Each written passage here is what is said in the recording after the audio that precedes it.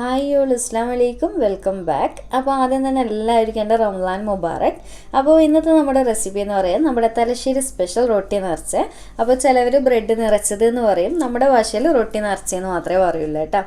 അപ്പോൾ ഈ ഒരു ഐറ്റം ചിലരൊക്കെ കേൾക്കുമ്പോൾ വിചാരിക്കും ബിഗ്നസ്സൊക്കെ ഉണ്ടെങ്കിൽ വിചാരിക്കും ഭയങ്കര പുതുമയുള്ളൊരു ഐറ്റം എന്നുള്ളത്. പക്ഷെ ഒരിക്കലും പറയുന്നില്ല കേട്ടോ, പുതുമയുള്ളൊരു ഐറ്റം ഒന്നല്ല, നമ്മുടെയൊക്കെ ഉമ്മാമ്മമാരുടെ കാലത്തുള്ളൊരു ഐറ്റമാണ് കേട്ടോ ഇത്.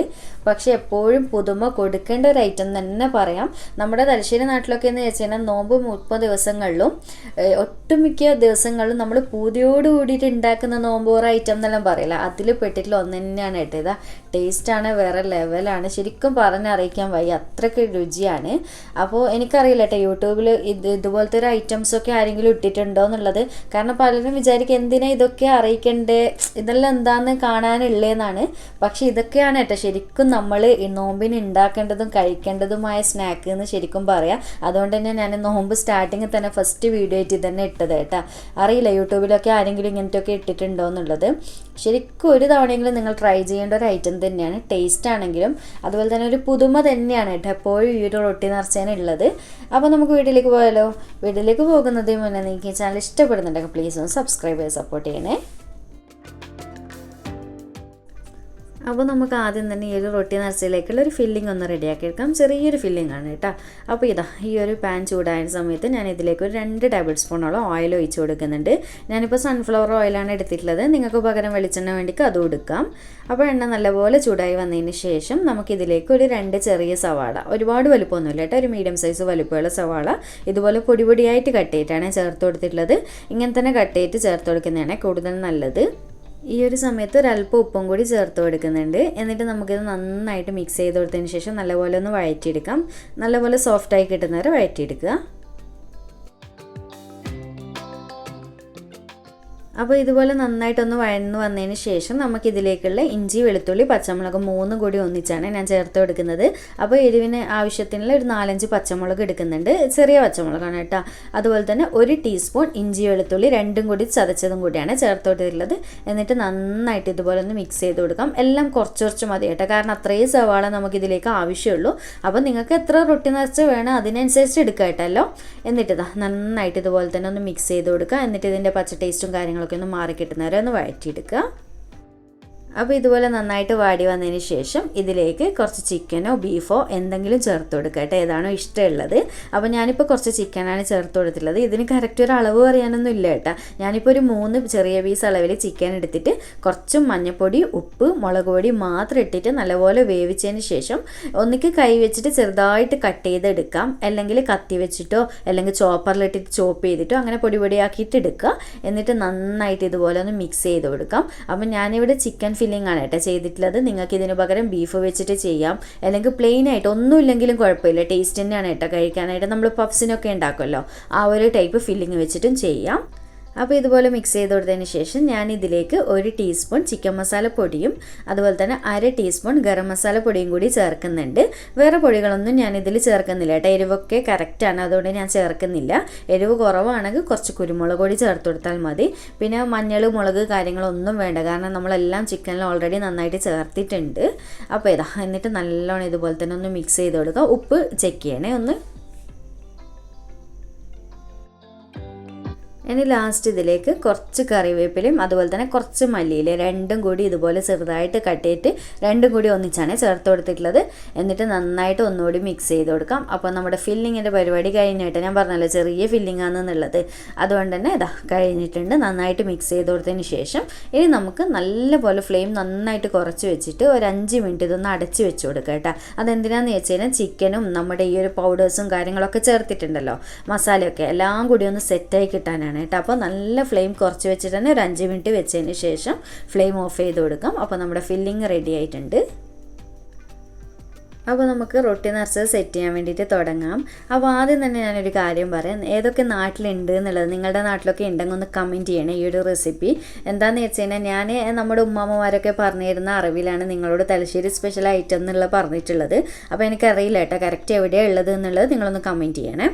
അപ്പോൾ ഞാൻ ഈ ഒരു ഐറ്റത്തെക്കുറിച്ച് പറയുകയാണെങ്കിൽ നമുക്ക് ഈ ഒരു റൊട്ടി നിറച്ച് ഉണ്ടാക്കുകയാണെങ്കിൽ ഈ ഒരു ടൈപ്പ് ബ്രെഡാണ് കേട്ടോ മെയിനായിട്ട് വേണ്ടത്. അപ്പോൾ ഏതൊക്കെ സ്ഥലങ്ങളിൽ ഈ ഒരു റെസിപ്പി ഉണ്ടോ ആ സ്ഥലങ്ങളിൽ ഇതുപോലുള്ള ബേക്കറിയിലൊക്കെ എന്തായാലും വാങ്ങിക്കാൻ കിട്ടും ഈ ഒരു റൊട്ടി നിറച്ചതിൻ്റെ ബ്രെഡ് എന്ന് തന്നെ പറഞ്ഞു കഴിഞ്ഞാൽ അവർക്കത് മനസ്സിലാവും. അല്ലെങ്കിൽ പാവ് ബജിയുടെ ബ്രെഡ് എന്ന് പറഞ്ഞിട്ട് വാങ്ങിക്കുക, എന്നിട്ട് അതിലിത് ചെയ്തെടുത്താലും മതി കേട്ടാ. പക്ഷെ പണ്ടൊക്കെ എന്ന് വെച്ച് കഴിഞ്ഞാൽ എൻ്റെയൊക്കെ ചെറുപ്പത്തിൽ എന്ന് വെച്ച് കഴിഞ്ഞാൽ ഈ ഒരു ബ്രെഡ് അല്ല കേട്ടോ, ഇതിപ്പം പാവ് ബജിയുടെ ബ്രെഡ് എന്ന് പറഞ്ഞാണ് കടയിൽ വരുന്നത്. പക്ഷെ നമ്മുടെ നാട്ടിലൊക്കെ പറയുന്നത് റൊട്ടി നിറച്ചതിൻ്റെ ബ്രെഡ് എന്ന്. പക്ഷെ നമ്മുടെയൊക്കെ ചെറുപ്പത്തിൽ എന്ന് വെച്ച് കഴിഞ്ഞാൽ കട്ട് ചെയ്യാതെ വരുന്ന ഒരു ബ്രെഡില്ല, നീളത്തിൽ കിട്ടുന്ന മുഴുവനായിട്ട് വാങ്ങിക്കുന്ന ബ്രെഡ് അതാ ബേക്കറിയിൽ നിന്ന്. ആ ബ്രെഡിനെ നമ്മളെന്താക്കും, നേരെ പകുതിയായിട്ട് കട്ട് ചെയ്യും, എന്നിട്ട് അതിലാണ് ഈ ഒരു ഫില്ലിങ് വെച്ചിട്ടാണ് കഴിക്കുക. പണ്ടേ അങ്ങനെയാണ്. പക്ഷേ ഈ ഒരു പാവ് ബജിയുടെ ബ്രെഡ് എല്ലാ നാട്ടിലും ഇറങ്ങാൻ തുടങ്ങിയതിന് ശേഷം നമ്മുടെ തലശ്ശേരിയിലൊക്കെ ബേക്കറികളിൽ റൊട്ടി നിറച്ചതിൻ്റെ മിനി ബ്രെഡ് എന്ന് പറഞ്ഞിട്ടാണ് കേട്ടോ ഇത് വാങ്ങിക്കാൻ കിട്ടുന്നത്. റൊട്ടി നിറക്കാൻ ഉപയോഗിക്കുന്ന ചെറിയ ബ്രെഡ് എന്ന് പറഞ്ഞിട്ടാണ് ഇത് വാങ്ങിക്കുന്നത്.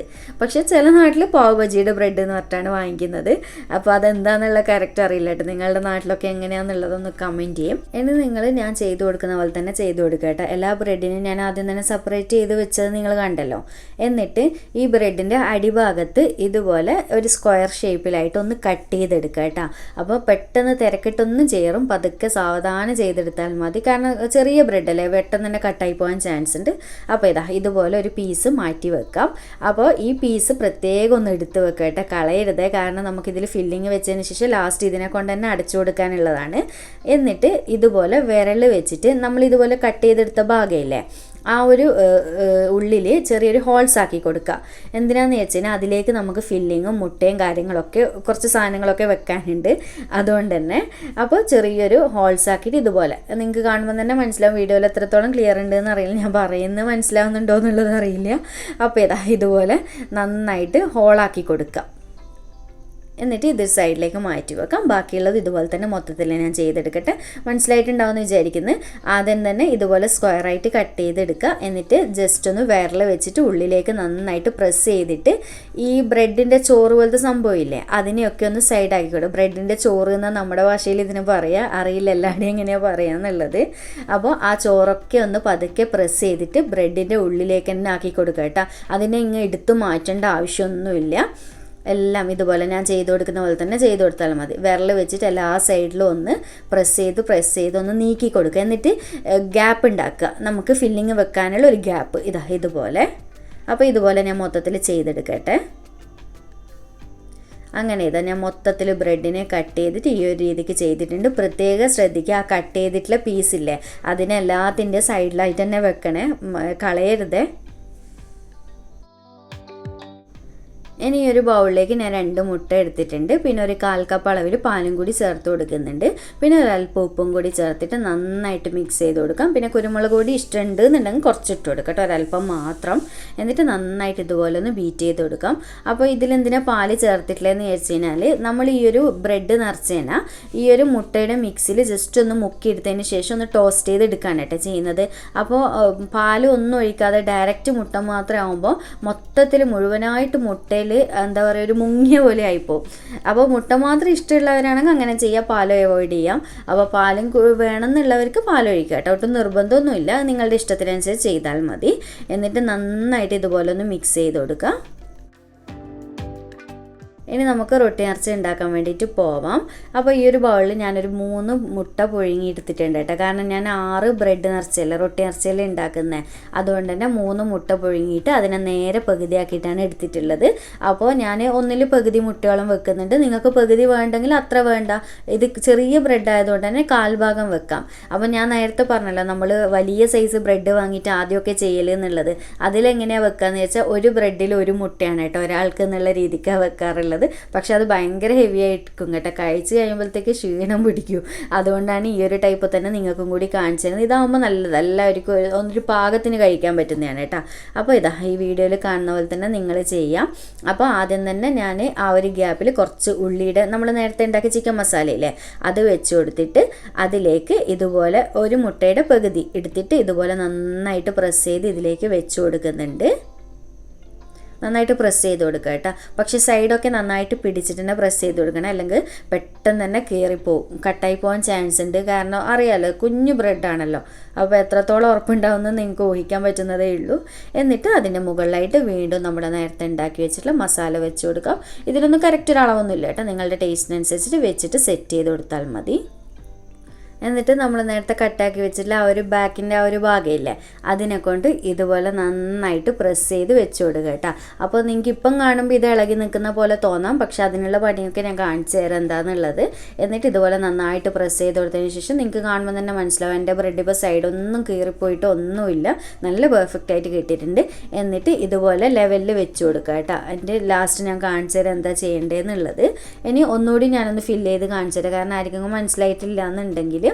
അപ്പോൾ ഇതാ ആദ്യം തന്നെ ആ ഒരു ഗ്യാപ്പിൽ നന്നായിട്ട് എത്രത്തോളം നിങ്ങൾക്ക് ചിക്കൻ്റെ മസാല ആവശ്യമുണ്ട് അത്രത്തോളം വെച്ച് കൊടുക്കുക. കുറച്ച് മസാലയൊക്കെ വേണം കേട്ടെങ്കിലേ കഴിക്കുമ്പോൾ ടേസ്റ്റ് ഉണ്ടാവുള്ളൂ. എന്നിട്ട് മുട്ടയുടെ പകുതിയോളം വെച്ച് കൊടുക്കുക. അപ്പോൾ പകുതി ചില ബ്രെഡിൽ തീരെ ഒട്ടും സ്പേസ് ഇല്ലാതെ പോലെ ഉണ്ടാവും, അതിങ്ങനെയാണെങ്കിൽ പകുതി ഇതുപോലെ മൊത്തത്തിൽ പോവില്ല കേട്ടോ. അതിനെ വീണ്ടും പകുതിയാക്കിയിട്ട് മാറ്റണം, എന്നിട്ട് വെച്ച് കൊടുക്കാം. എന്നിട്ട് അതിന് മുകളിലായിട്ട് വീണ്ടും ഇതുപോലെ മസാല എടുത്തിട്ട് വെച്ചിട്ട് നന്നായിട്ടൊന്ന് പ്രസ് ചെയ്ത് ലെവൽ ചെയ്ത് കൊടുക്കാം.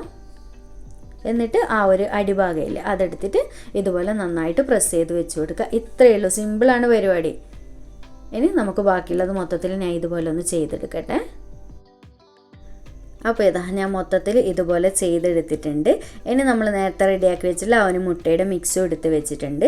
എന്നിട്ട് ഇതുപോലൊരു പാൻ വെച്ച് കൊടുത്തിട്ടുണ്ട്. പാൻ നല്ലപോലെ ചൂടായി വന്നതിന് ശേഷം ഇതിലേക്ക് ഞാൻ നന്നായിട്ട് ഗീയാണ് കേട്ടോ ബ്രഷ് ചെയ്ത് കൊടുക്കുന്നത്. നമ്മുടെ RKGയോ മിൽമയുടെ നെയ്യോ അങ്ങനത്തെ എന്തെങ്കിലും നെയ്യാണേ വേണ്ടത്. ഓയിൽ ഉപയോഗിക്കാം, പക്ഷെ നെയ്യാകുമ്പോൾ നല്ല ടേസ്റ്റാണ് കേട്ടോ, ഇതിനൊരു പ്രത്യേക ഫ്ലേവർ കിട്ടും. അതുകൊണ്ട് ഞാൻ നെയ്യാണ് ബ്രഷ് ചെയ്ത് കൊടുക്കുന്നത്. അപ്പോൾ ഇതാ നല്ലപോലെ ചൂടായതിന് ശേഷം നെയ്യ് ബ്രഷ് ചെയ്ത് കൊടുത്തിട്ടുണ്ട്. ഇനി നമ്മുടെ പരിപാടി എന്താ വെച്ച് കഴിഞ്ഞാൽ നമ്മൾ എടുത്ത് വെച്ചിട്ടുള്ള ബ്രെഡ് ഓരോന്നായിട്ട് എടുക്കുക. നമ്മുടെ മുട്ടയുടെ മിക്സിൽ നന്നായിട്ട് എല്ലാ സൈഡും നല്ലപോലെ ഒന്ന് കോട്ട് ചെയ്തെടുക്കുക, അത്രയേ ഉള്ളൂ. അപ്പോൾ ആദ്യം തന്നെ ഈ ഒരു അടിഭാഗത്ത് നന്നായിട്ടൊന്ന് കോട്ട് ചെയ്ത് കൊടുക്കണേ. കാരണം എന്താണെന്ന് വെച്ച് കഴിഞ്ഞാൽ നമ്മളിതിൽ വേറെ ഗമ്മോ കാര്യങ്ങളോ ഒന്നും ഇട്ട് ഒട്ടിക്കുന്നില്ല, മൈദയുടെ ഗമ്മൊന്നും ആക്കിയിട്ടില്ല. ഡയറക്റ്റ് ഈ ഒരു മുട്ടയുടെ മിക്സിനെ കൊണ്ട് തന്നെ ഒട്ടിയിട്ട് വരേണ്ടത്. അതുകൊണ്ട് തന്നെ ഇതുപോലെ ഞാൻ ചെയ്ത് കൊടുത്ത പോലെ നന്നായിട്ട് എല്ലാ ഭാഗം നല്ല രീതിക്ക് കവറാകുന്ന രീതിയിൽ മിക്സ് ചെയ്ത് കോട്ട് ചെയ്തെടുത്തതിന് ശേഷം ഈ ഒരു പാനിൽ അടിഭാഗം തട്ടുന്ന രീതിയിൽ വെച്ച് കൊടുക്കുക കേട്ടോ. എന്തിനാ അങ്ങനെ വെച്ച് കൊടുത്തതെന്ന് വെച്ചാൽ എങ്കിൽ ആദ്യം തന്നെ അടിഭാഗം നന്നായിട്ട് ഒട്ടിക്കിട്ടണ്ടേ, അതിന് വേണ്ടിയിട്ടാണ്. അങ്ങനെ അടുത്തത് ഞാൻ ഇതുപോലെ മുട്ടയുടെ മിക്സിൽ കോട്ട് ചെയ്തതിന് ശേഷം വെച്ച് കൊടുത്തിട്ടുണ്ട്. ഇനി ഒന്ന് ഫ്ലെയിമിൻ്റെ കാര്യം ഒന്ന് പ്രത്യേകം ശ്രദ്ധിക്കുക, ഏറ്റവും ചെറിയ തീയിലാക്കിയിട്ട് വെച്ച് കൊടുക്കുക കേട്ടോ. എന്നിട്ട് എന്താ ചെയ്യേണ്ടതെന്ന് വെച്ച് കഴിഞ്ഞാൽ കൈ പൊള്ളുന്ന പേടിയുള്ളവരാണെങ്കിൽ ഇതുപോലെ സ്പാച്ചിൽ എന്തെങ്കിലും എടുക്കുക തിരിച്ചിട്ട് കൊടുക്കാനായിട്ട്. ഞാനിതിപ്പോൾ നിങ്ങൾക്ക് കാണിച്ചു തരാൻ വേണ്ടി എടുത്തതാണ് കേട്ടോ. ഞാനിത് കൈ കൊണ്ട് തന്നെയാണ് ചെയ്യുന്നത്.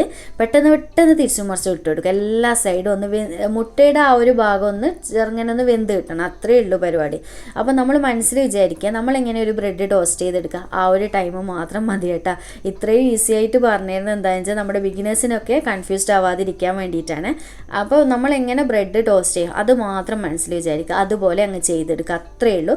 എല്ലാ സൈഡും നമ്മുടെ മുട്ടയിൽ ഏതൊക്കെ ഭാഗങ്ങൾ കോട്ട് ചെയ്തെടുത്തിട്ടുണ്ടോ ആ ഭാഗമൊക്കെ ഒന്ന് തിരിച്ചും മറിച്ച് ഇട്ട് കൊടുക്കുക, അടിഭാഗം മുകൾ ഭാഗം എല്ലാ സൈഡും. അപ്പോൾ ഞാൻ ഇത് കൈ കൊണ്ടാണ് കേട്ടോ ചെയ്യുന്നത്, അതാണ് ഏറ്റവും എളുപ്പം, സ്പാച്ചില കൊണ്ട് ചെയ്യുന്നതിലും നല്ലത്. അപ്പോൾ ഇതുപോലെ പെട്ടെന്ന് തിരിച്ചും മറിച്ചിട്ടെടുക്കുക. നമ്മുടെ അങ്ങനെ ബ്രെഡ് നിറച്ച് റെഡി ആയിട്ടുണ്ട്, കണ്ടില്ലേ, ഈ ഒരു രീതിക്ക് എടുക്കുക, ഇത്രയേ ഉള്ളൂ. അപ്പോൾ ഇതാ ഞാൻ ബാക്കിയുള്ളത് മൊത്തത്തിൽ ഇതുപോലെ തന്നെ ചെയ്തെടുക്കുന്നുണ്ട്. അടിഭാഗമൊന്നും നിങ്ങൾ ടെൻഷൻ ആവേണ്ട കേട്ടോ, നല്ല രീതിക്ക് ഒട്ടി കിട്ടിയിട്ടുണ്ട്.